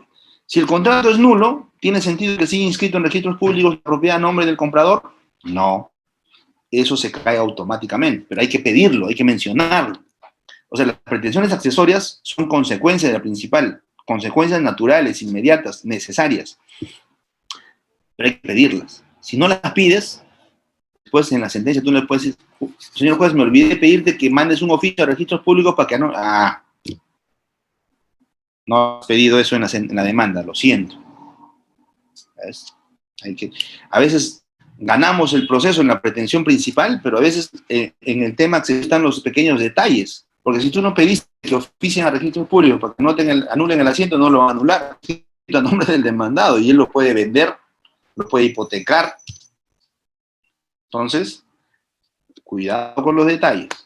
Esas son las tres formas de hacer una acumulación de pretensiones: subordinada, alternativa y accesoria. Ahora, yo además puedo hacer un cuarto tipo de acumulación objetiva, que no necesariamente son esas tres, que se llamaría acumulación de pretensiones principales. Es decir, puras principales. No lo quiero como subordinado, no primero resuelve esto y después de esto, no. No alternativo tampoco, porque yo no quiero que elija nada el demandado. Es una sola pretensión, acompañada de otra, pero las dos son principales y por separado. Cada uno va a tener su fundamento de hecho y de derecho. Pero, señor juez, yo quiero que te pronuncies primero por la principal y luego por la segunda.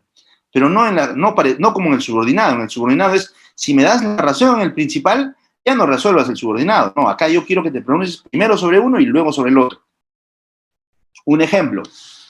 Señor juez, estoy pidiendo la nulidad del contrato de compra-venta porque han suplantado mi identidad. Esa es mi pretensión principal. Y mi segunda pretensión principal es, quiero que indemnice por los daños que me ha causado. En la nulidad yo tengo que demostrar que han falsificado mi firma con un peritaje. En la indemnización tengo que probar el daño moral, el lucro cesante, el daño emergente, la conducta antijurídica, el factor atributivo, dolo o culpa para que me indemnicen. Entonces son dos pretensiones principales. El daño ha derivado de la compra-venta nula. Porque por esa compra-venta nula hicieron que me desalojaron del inmueble, me dejaron en la calle. Entonces he tenido que prestarme, buscar un financiamiento, un abogado y plantear la demanda de nulidad. Entonces quiero que también me indemnicen por los daños. A eso se llamaría acumulación de pretensiones autónomas o de dos principales. ¿Se tramitan en la misma vía procedimental? Sí, las dos van a conocimiento. Misma competencia del juez, las dos van a juez civil. ¿Tienen conexidad? Claro, las dos pretensiones derivan del mismo hecho, del acto nulo, porque es ese acto nulo el que generó los daños al demandante. Entonces, el día que vayamos a oralizar nuestra demanda, nuestra teoría del caso, en los alegatos preliminares, ¿no es cierto?, en la primera audiencia, dentro del módulo de litigación oral, hay que estructurar nuestra teoría del caso de forma muy ordenada, sencilla, corta, concisa, pero con mucha claridad, sin mezclar las pretensiones, los fundamentos de hecho, y esquematizar tu teoría del caso en función también al orden de tus pretensiones. Si has hecho una acumulación subordinada de pretensiones, oraliza tu teoría del caso también de forma subordinada. Señor juez, mi teoría del caso en relación a la pretensión principal es de que la parte demandada ha comercializado un producto que está prohibido por las normas sanitarias, contenida en la resolución tal, aprobada por el Ministerio de Salud, de fecha tal, cuyo artículo tal dice que está prohibido la comercialización de productos que contengan tal tipo de producto. Se efectuó el peritaje correspondiente y ese producto, para hinchar los músculos, tiene ese producto. Por tanto, solicito que se declare la nulidad de esa compra-venta como pretensión principal. Subordinadamente, en el supuesto negado, señor juez, que usted considere que ese acto no es nulo por las razones que acabo de exponer, solicito que se declare la anulabilidad de ese contrato. Porque voy a acreditar en la audiencia de pruebas que el demandado me engañó. Y eso, señor magistrado, es dolo. Y eso, de acuerdo al artículo 221 del Código Civil, constituye causal de anulabilidad. Y en el supuesto negado, su señoría, de que no considere usted que el contrato es nulo, ni tampoco es anulable, entonces vamos a llegar a la conclusión de que el contrato es válido. Y entonces, señoría, mi teoría del caso para la segunda pretensión subordinada es que este contrato debe resolverse por incumplimiento. Porque a la fecha el demandado solo me ha hecho entrega del 80% del lote de la mercancía, de los productos. Y de acuerdo a la cláusula quinta, todos los productos debían ser entregados máximo en una sola entrega en tal fecha.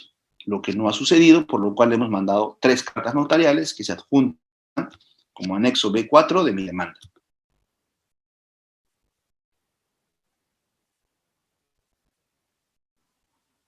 Y como a mi teoría del caso en su conjunto le puedo poner un lema.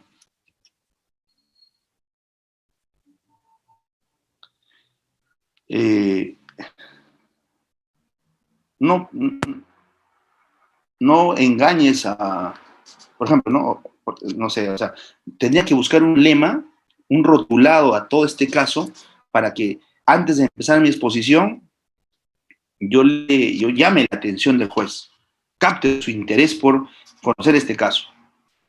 ¿Qué lema le podemos, o qué rotulado le podemos atribuir a este caso como se los he contado? No a la pichicata, por ejemplo. Su señoría, a este caso yo lo rotularía como el caso no a la pichicata. Entonces, ¿qué? O sea, llama la atención, ¿no? Ustedes saben que pichicata se refiere a que te hinchan el cuerpo y sin hacer mucho ejercicio, pero te hace daño a la salud. O sea, dentro del conocimiento, digamos, popular, ¿no? Ahora, si quieren un poco algo más formal, buscan un rotulado para el caso. Antes de empezar la oralización de la teoría del caso, se plantea, ¿no? Este caso se resumiría en: no comercialices un producto que puede afectar a tu propia familia. Uy, entonces llama la atención, ¿no? Entonces, el juez con el solo rotulado lo repites 3, 4 veces durante la exposición y ya está. Ese es no es una herramienta, ¿ya? Eso es propio de la litigación, un poco para persuadir, para llamar, para captar el interés del juez y se involucre en el caso. Son herramientas, ¿no? Entonces, me gustaría saber si tenemos alguna pregunta, se ha entendido la exposición, el ejemplo. Sí, doctor. Tenemos a la doctora Gladys. Doctora Gladys, buenas noches. Está activo su audio y luego damos paso a la doctora Lilian. Doctora Gladys, está activo su audio nuevamente. Doctor, buenas noches. Una consultita. Un principio, doctor, usted mencionó la palabra inhibitoria. ¿Se refería usted a que el juez se inhibe en algún proceso? Si fuera así, ¿en qué proceso sería? Buenas noches, doctora Gladys. No. A ver, yo dije que en una sentencia, sigan aquí a PPT, por favor, estoy resaltando, en una sentencia, el juez puede emitir un pronunciamiento de mérito, que también le llaman sobre el fondo. ¿Y eso qué significa? Que el juez va a decir fundada la demanda o infundada la demanda. ¿Le da la razón al demandante o al demandado? Pero en la sentencia el juez también podría emitir un pronunciamiento inhibitorio y ahí podría decir improcedente. ¿Por qué se llama inhibitorio? Porque te inhibes, pues, o sea, dejas de hacer lo que te correspondería hacer. ¿Qué te correspondería hacer como juez dentro de un proceso? Resolver la controversia. Pero hay casos en los cuales no vas a poder resolver la controversia y te vas a inhibir y vas a decir improcedente. Obviamente, si somos abogados litigantes, no vamos a litigar para conseguir un pronunciamiento inhibitorio. Eso sería hasta vergonzoso, ¿no? Porque quiere decir, ¿qué cosa? Que hemos hecho algo mal en el proceso. ¿Qué hemos hecho mal? Que hemos avanzado el proceso, hemos avanzado, impulsado, nos hemos sacado el diablo en el proceso, pero cuando no había una relación jurídica procesal válida. Es decir, hemos empezado el proceso con una falla estructural de la demanda. Estaba mal la legitimación para obrar, el interés para obrar, la voluntad de la ley, o sea, errores imperdonables, pues, ¿no? Y al final has promovido todo el proceso, el juez, al especialista legal, al notificador, para que te digan improcedente. O sea, no estoy diciendo que tengan que inhibirse en algún caso, no. Estoy diciendo que cuando un juez dice improcedente en la sentencia es porque algo se ha hecho mal en el proceso, algo garrafal. Por eso es que existen 3 filtros en el proceso. El autocalificatorio de la demanda. Cuando tú interpones la demanda, el juez te puede creer inadmisible, improcedente o te admite. Si te admite, quiere decir que el juez ya calificó. O sea, estás pasando el primer filtro de las condiciones de la acción y presupuestos procesales. Pero al juez le puede pasar, porque a veces el autocalificatorio lo hace su asistente o distraído, o él mismo a veces está apurado y dice, admito. Después no se da cuenta. El segundo filtro procesal, el saneamiento procesal.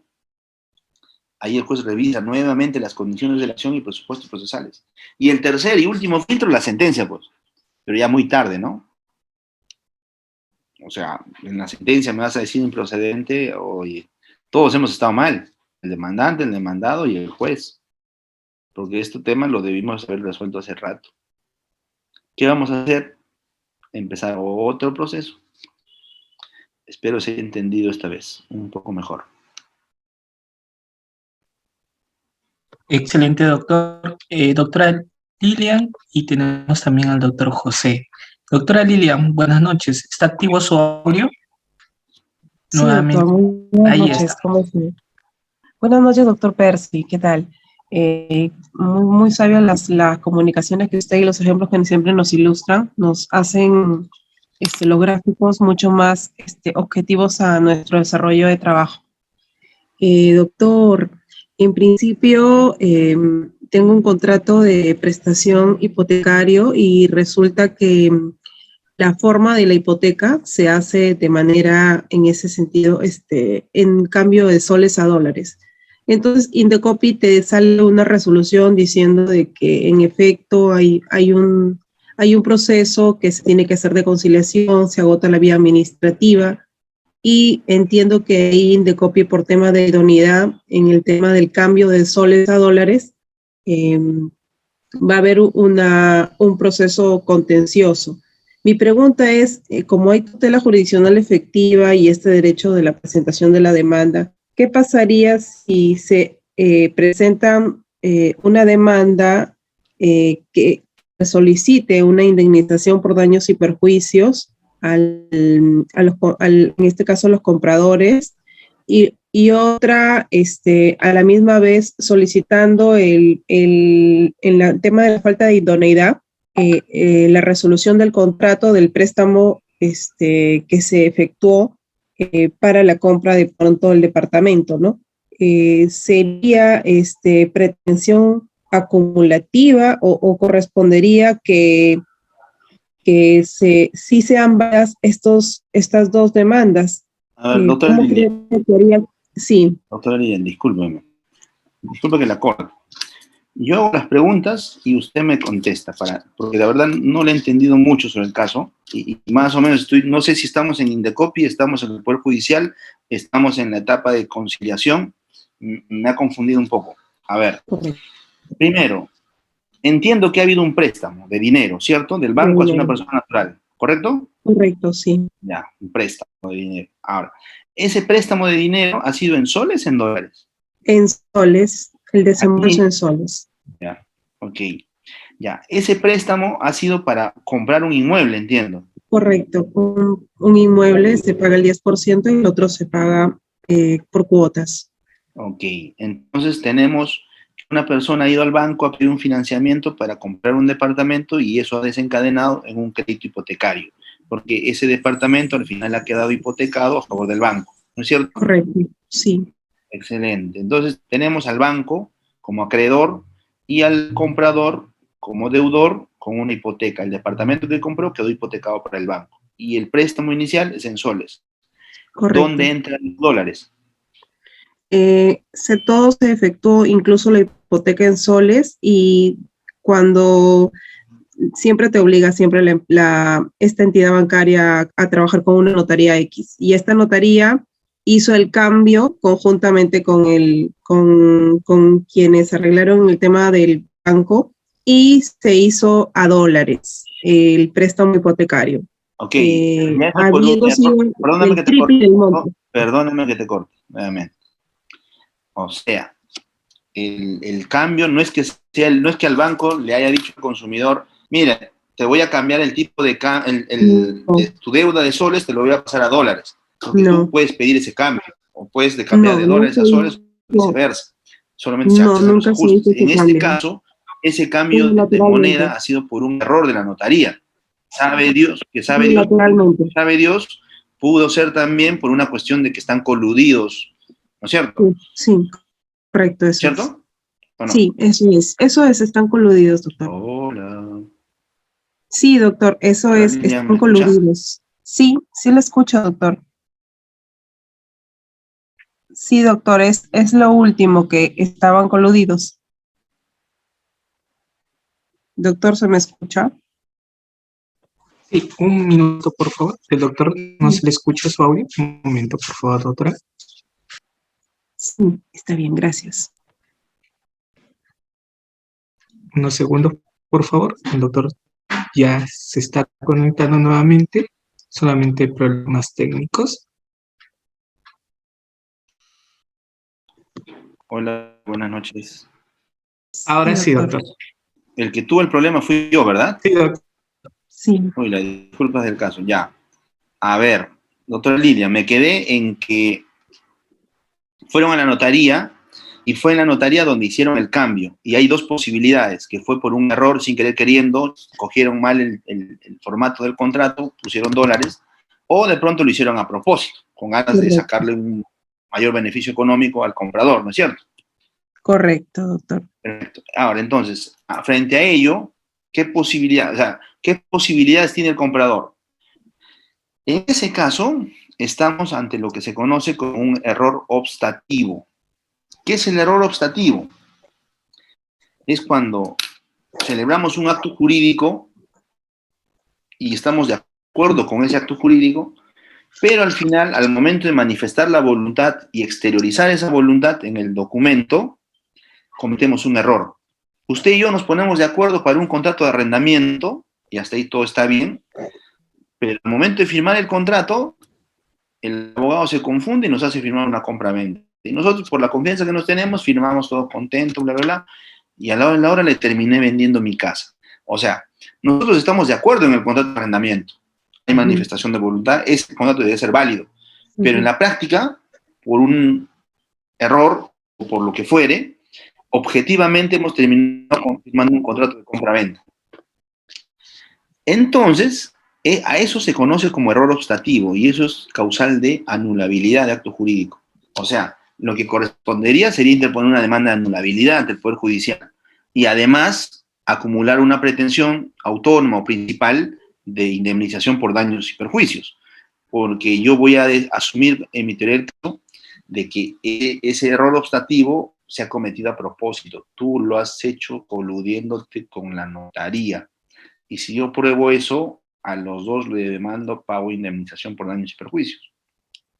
Y si la denuncia vas a presentar ante Indecopi contra el banco, también corresponde hacer la denuncia porque hay una infracción ahí por temas de protección al consumidor. Y el petitorio iría en el sentido, por un lado, vas a pedir O sea, que se corrija el monto el tipo de moneda, perdón, de la deuda, que se corrija el tipo de... Y además vas a pedir que se impongan las medidas correctivas, ¿no? Las sanciones para el banco y para la notaría, de ser el caso. Pero al Indecopi no podrías pedirle que declare la anulabilidad porque no es competencia de Indecopi pronunciarse respecto de esa cuestión. Es competencia del juez civil enteramente.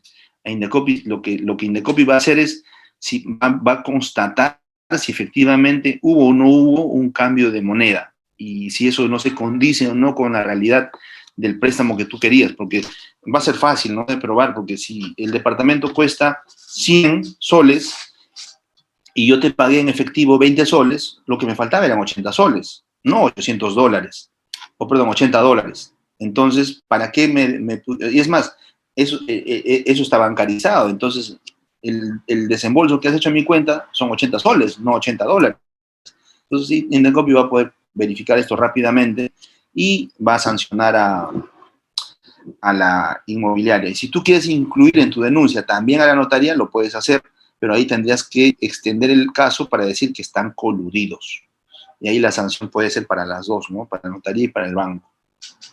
Efectivamente. Y si vas al Poder Judicial, sería por anulabilidad de acto jurídico más indemnización por daños y perjuicios.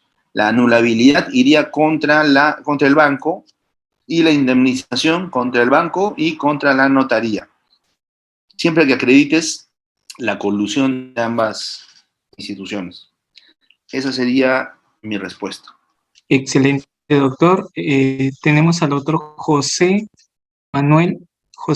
Doctor José Manuel, ¿está activo su audio? Sí, buenas noches nuevamente. Pero solamente para Su audio, doctor, por favor, ¿puede levantar un poco más la voz? Nuevamente. Adelante. ¿Está activo su audio? Creo que tiene fallas. Si no, damos pase. Ahí está. Si no, para que pueda aclarar un tema nada más. Con respecto al caso que planteó, por ejemplo, en el tema de un contrato nulo por algún vacío, digamos, algo que no, algún detalle, ¿no?, que no se pudo, que no estaba correcto, ¿no? En el caso se puede solicitar dos pretensiones principales, que sería la primera de dejar nulo el contrato, dos, el daño en el tema económico, porque tuvo que pagar profesionales, y adicionalmente se puede tener también una protección accesoria, que es retirar, digamos, en registros públicos la pertenencia del bien. Posiblemente tiene... Ya entendí el punto de su pregunta, doctor. Sí, efectivamente, o sea, tu pregunta, entiendo, está enfocada en lo siguiente. Si en una demanda yo puedo incorporar simultáneamente una acumulación subordinada, alternativa y a su vez accesoria, inclusive autónoma, o sea, hacer una super mega acumulación. La respuesta es sí, en tanto y cuando respetes la forma de presentación de cada tipo de acumulación. Sí les expliqué. Cuando son subordinadas, con su propio fundamento de hecho, medios probatorios y fundamentos de derecho. Cuando son alternativos, comparten el mismo fundamento de hecho, de derecho y también medios probatorios. Cuando es accesorio, no necesita una explicación más profunda porque sigue la suerte del principal. Y si es autónomo, también con su propio fundamento de hecho, de derecho y medios probatorios. Entonces, en tanto cumplas con estos parámetros, puedes hacer una super mega demanda con todas las pretensiones, pero en lo posible bien ordenado, ¿no? Esa sería mi respuesta. Excelente, doctor. Tenemos por chat, nos dice la otra Claudia Díaz. Doctor, ¿qué es más recomendable? ¿Demandar divorcio por causal de...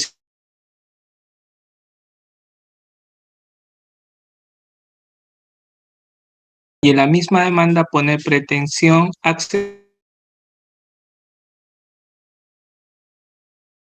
patria potestad y alimentos para el niño? ¿O es recomendable hacer demanda independiente? Gracias.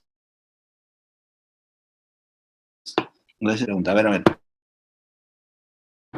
Nuevamente. ¿Cuál es el pedido hecho ahí si una pareja se va a divorciar, a veces el divorcio demanda a que se acredite la causal, ¿no? Abandono, adulterio, separación de hecho, conducta deshonrosa, la causal que fuere. Esa es la pretensión de la demanda de divorcio, la principal.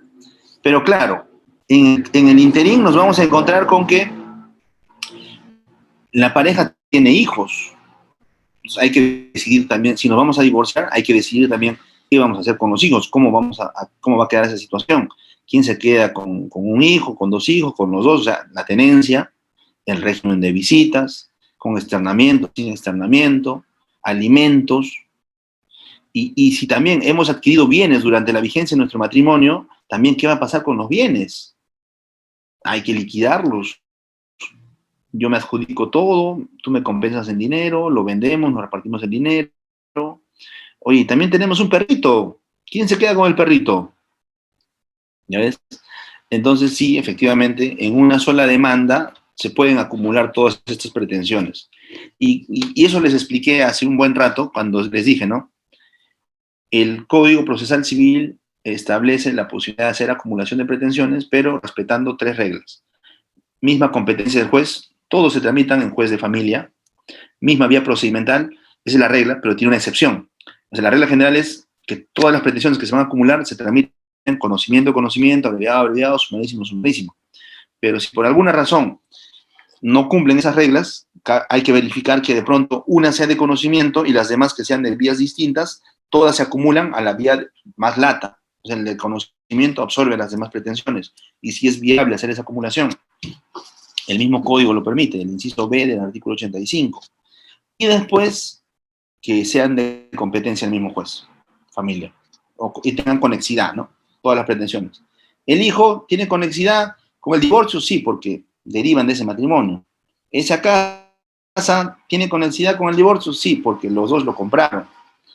La tenencia, el régimen de visita, todo. Se dan cuenta que todo está vinculado a los mismos hijos, al mismo vínculo matrimonial. Entonces, sí, es perfectamente viable hacer ese tipo de acumulación. Doctor, pero si nos dice la doctora, no hay bienes, doctor, el niño vive con la madre en el extranjero. Ya, para entender, lo que pasa es que he abstraído tu pregunta en sentido conceptual. No he entendido el caso porque está un poco enredado. Salvo que me des todos los datos específicos, lo repasamos de nuevo, lo armamos. Ahí sí, porque es una pregunta de un caso, entiendo ya más real, ¿no? Entonces necesitaría más datos y que un poco la explicación sea de preferencia en un solo chat bien ordenadito para entenderlo, ¿no? Claro. Porque ahorita no sé quién está en dónde, ni cuántos hijos son, ni me queda claro cuál sería la causal para el divorcio. Exacto, doctor. Doctora Claudia, ahí la tenemos a la doctora Claudia Díaz, doctora Claudia. Si mejor le activas el micrófono. Mejor le activo su audio. Doctora Claudia, ¿está activo su audio? Doctor, buenas noches. Sí, y mi consulta era, ¿me escucha? Sí. ¿Sí me escucha? Sí, ya, doctor, básicamente es un divorcio por causal de separación. De hecho, la madre vive hace 8 años en el extranjero y vive con el niño. El papá no quiere conciliar, no quiere saber nada, él vive acá, no pasa pensión, no pasa nada. Entonces, básicamente era o plantear el divorcio por causal. Perdona que le corte, ¿el papá dónde vive? ¿En Perú? Vive acá en Perú. ¿Cuántos hijos? ¿Uno solo o 2? Uno menor, porque la mayor ya tiene 25 años, ¿no? En este caso el niño tiene 11 años. Vive con la madre en el extranjero. Ya.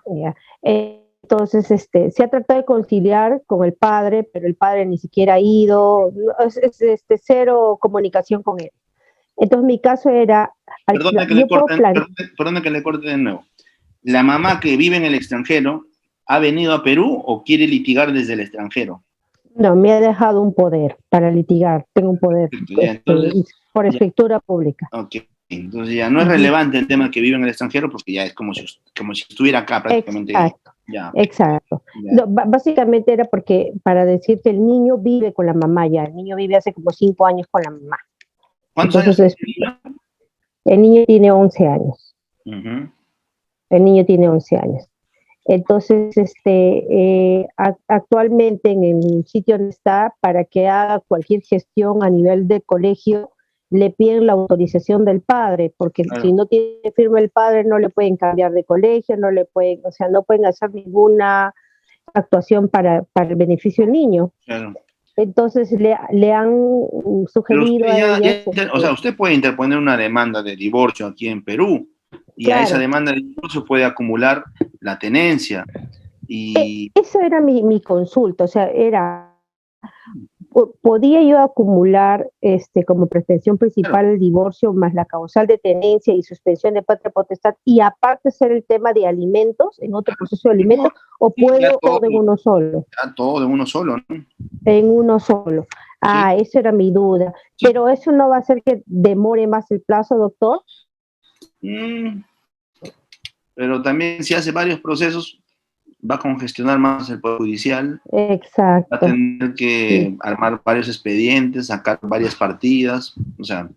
Mejor sí, eso era un poco medio que era lo más recomendable. Y usted puede pedir una medida cautelar, o sea, interpone la demanda y pide una medida cautelar temporal sobre el fondo para que el juez, mientras el proceso se demore, provisionalmente, señor juez, ¿el hijo de qué va a vivir?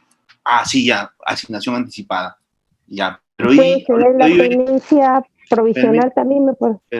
Permítame terminar. Sí. Y en esa misma medida cautelar le puede decir, señor juez, ahorita el bebé vive en el extranjero con la mamá y en este colegio tiene esas limitaciones y el niño necesita seguir su desarrollo, educándose y lo demás. Y este problemita del papá acá en Perú, que es irresponsable, le limita su desarrollo profesional, educativo y demás. Luego provisional hasta que emita su sentencia, por favor. Ah, perfecto. Y te va dando medidas cautelares temporales sobre el fondo. Así se llama. Ok, doctor. Muchísimas gracias. Esa era mi duda que tenía. Gracias por resolver mi pregunta. Gracias también. Buenas noches. Buenas noches. Excelente, doctora. Doctora Raquel, está activo su audio. Solamente estamos dando a los participantes que ya no han participado, por favor. Doctora Raquel, está activo su audio. Disculpen, más bien estoy con el celular de mi esposa. Soy Carlos Uribe. Disculpen. Doctor, excelente ponencia. Quisiera hacer una consulta nada más. Lo que pasa es que tengo un cliente en donde él se había casado con su esposa y antes de poder separarse de cuerpo, porque no hicieron divorcio, lo que hicieron es hacer una conciliación en donde habían adquirido dos terrenos y hacer mitad, 50% cada uno, pero ahora en la actualidad que se han separado, la pareja, la cónyuge ya no quiere ceder el 50% por cada uno. Entonces, la pregunta sería si se puede hacer la demanda por ejecutar el título, el acta de conciliación, una demanda y subordinadamente también plantear lo que correspondería al tema de divorcio y régimen de visita, porque no lo deja ver a sus hijos también. ¿Se podría hacer esas tres cosas en una sola demanda? Doctor, buenas noches, ¿qué tal? Carlos, ¿verdad? Sí, Carlos. De gusto, ya, a ver. Entiendo que tienen un acuerdo de conciliación los esposos, pero solamente han conciliado en relación a los terrenos, no en relación a la tenencia, alimentos, visitas, nada de eso. Sí, solamente los terrenos, nada más. Se preocupan por el patrimonio, todo, ya. O sea, no, ahí sí no puedes acumular, porque como ya tienes un acto de conciliación, eso ya tiene mérito de una sentencia, ¿no? Entonces, ese aspecto nada más vinculado al tema del terreno, lo puedes llevar a un proceso único de ejecución, solo para que se cumpla ese acuerdo. Y en paralelo haces otro proceso, ahí sí, de divorcio, y en ese proceso de divorcio ya puedes agregar las otras pretensiones de tenencia, alimentos, régimen de visitas. ¿Por qué esto no se puede acumular? Porque son pretensiones de naturaleza ya muy, muy distintas. Uno es de naturaleza ejecutiva, porque ya consta en un título ejecutivo que es un acto de conciliación extrajudicial. Tiene reglas distintas ese proceso. Y el caso el proceso de divorcio, digamos, es un proceso donde es declarativo, o sea, ahí recién vas a probar el derecho que alegas tener para ver que el juez te dé la razón o no. En cambio, en el otro ya no vas a aprobar el derecho porque el derecho ya existe y consta en el título ejecutivo, solo hay que hacer que se cumpla. Es una posibilidad, eso es lo que corresponde. Pero ahora, profundizando, el proceso de divorcio también sirve para que se disuelvan el patrimonio de la familia, porque a lo mejor aquí se han puesto de acuerdo solo por los dos terrenos, pero a lo mejor hay otros bienes que están sueltos, un auto, una moto, una cuenta en el banco, no sé. Entonces, nada te impide hacer un solo proceso, efectivamente, una sola demanda de divorcio, y también pedir la liquidación de los bienes y ahí incluir a los dos terrenos. Pero ahí tu acta de conciliación extrajudicial sería solo como información referencial. No sería para que se cumpla ese acuerdo conforme sus términos, sino para decir, señor juez, nosotros ya tenemos una liquidación convencional, una división y partición convencional de los bienes de la sociedad gananciales. Aquí está en el acta de conciliación, para que usted lo ratifique, lo reconozca y emita su sentencia en ese sentido. Va a ser referencial, porque el juez, si quiere, dice no, no va a ser 50-50 en cada uno. Para mí es un terreno para hacer, porque las cosas pueden variar, porque ahí viene el tema de alimentos y dice, tú no has pasado alimentos los últimos años. Entonces, ¿cuánto te debe? Tanto. ¿Cuánto de terreno hay? Ya, 70 para ella, 50 para ti. O sea, en cambio, si no metes nada del terreno al proceso de divorcio, lo llevas solamente en el ejecutivo, y en el proceso de divorcio solamente discuten alimentos y nada de los bienes, ¿no? O sea, tú tendrías que tomar la decisión dependiendo qué es lo que le favorece a los intereses de tu cliente.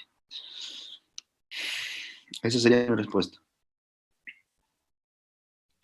Excelente, doctor. Doctor, agradecidos como Diápolis. Llegamos ya a las 11 de la noche. Rapidísimo se ha ido, pero muy buena cátedra. Le damos la bienvenida oficialmente también a la familia Diápolis. Nuestros participantes 100% atentos, más de 300 conectados, siendo casi ya en sí 11 de la noche. Doctor, bueno, yo le estaré haciendo la invitación para las siguientes capacitaciones. Pues nos llena de alegría, doctor, por haber aceptado a Audiápolis dictar un día viernes. Yo estoy bastante contento también primero por conocerlos, agradezco la invitación y bueno, por permitirme a su vez tener esta exposición para tan extensa audiencia. De hecho, es satisfactorio saber que se pueda llegar a través de la virtualidad con esta clase a todos. Espero de verdad que sea fructífero y nada, espero también que haya una siguiente oportunidad para seguir repasando temas del derecho que siempre es nuestra carrera tan emocionante, tan envolvente, que seguramente lo podemos tratar como ahora, ¿no? Casi hasta las 11 de la noche y sin sentirle el peso del cansancio de la semana y que por lo general este sería el espacio para los típicos viernes jurídicos, ¿no? Pero bueno, nosotros le hemos dado otro alcance, otro contenido y bueno, pues ha sido también bastante satisfactorio para mí. Buenas noches con todos, yo me despido.